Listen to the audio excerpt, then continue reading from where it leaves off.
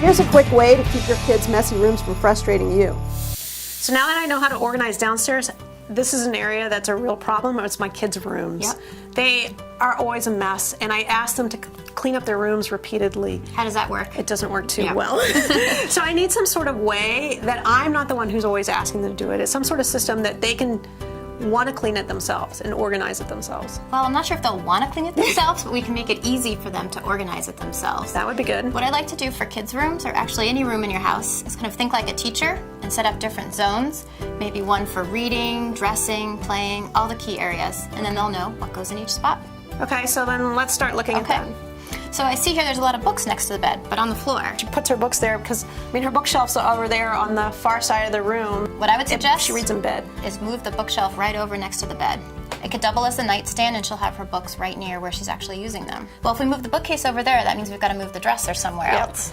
So I think we should put the dresser over near the closet, and that'll become the dressing zone. How does your daughter like the closet? Looks like she's got a lot of different things in here. Well, she loves it because all she can do is just shove everything in there and then close it up, and suddenly she thinks she's cleaned her room. Well, just like with anything, I think we have to sort first. How is it getting ready in the morning for your daughter? Does it take hours? It drives me crazy, and we argue about this. She doesn't know what to wear, and now lately they're saying, oh, you know, I need help getting dressed. How old they are, they shouldn't really need help. So there's something that's not really working in the system that I want to understand how to do this better so that they don't even have to ask me how to get dressed, that it's very simple and easy, that they know what they're going to wear, and there aren't any screaming matches in the morning trying to get ready. Well, my favorite solution for that is to get a hanging bin like this.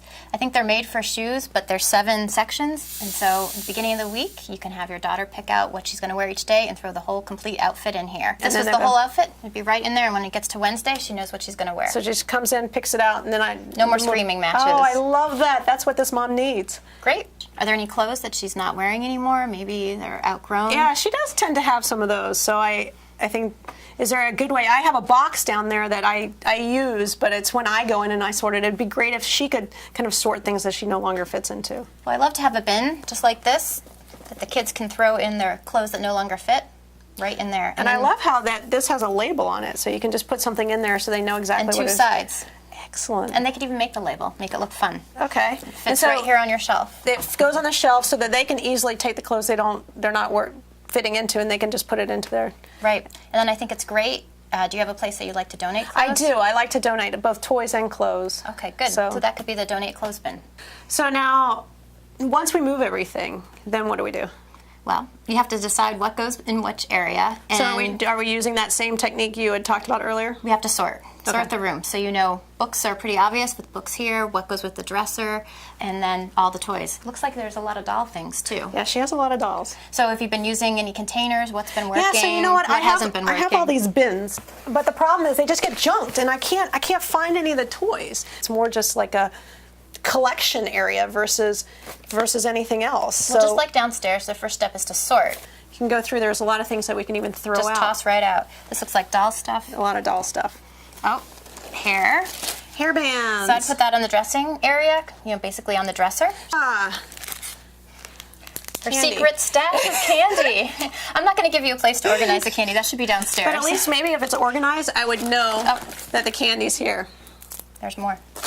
Oh, is she writing her stories she writes up here? A lot. She writes a lot up here. Okay, so she needs a container for her pens and pencils, just like you did downstairs. So are you actually then saying, just like when we created a zone for the books, we should create a special place for her to play, where she plays school games? She does a lot of school games. So she'd like school.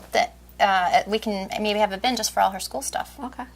So now, once we've done this, how about the dresser? You had mentioned we move over there. Should we look at that? So what do I do about this dresser? It drives me crazy. It makes me cringe when I come in here. I see this just organized area. This is a really tough area. Every dresser I see looks like this, even my own daughter's. But there are a few tricks to help.